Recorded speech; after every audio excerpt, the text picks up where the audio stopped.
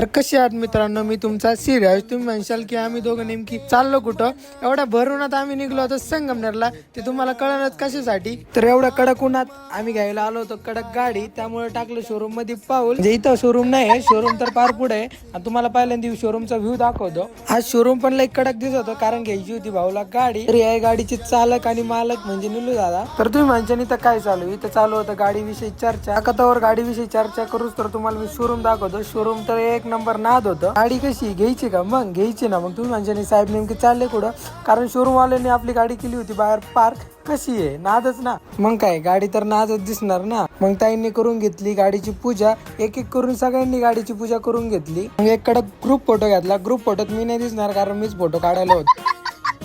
त्यानंतर निघलो आपण शिर्डीला. त्यानंतर शिर्डीला जाताना काय होतं काही नाही, या व्हिडिओचा दुसरा पण पार्ट येणार आहे. व्हिडिओ आवडल्यास तुम्ही शेअर करा, लाईक करा, कमेंट करा आणि फॉलो नक्कीच करून जावा.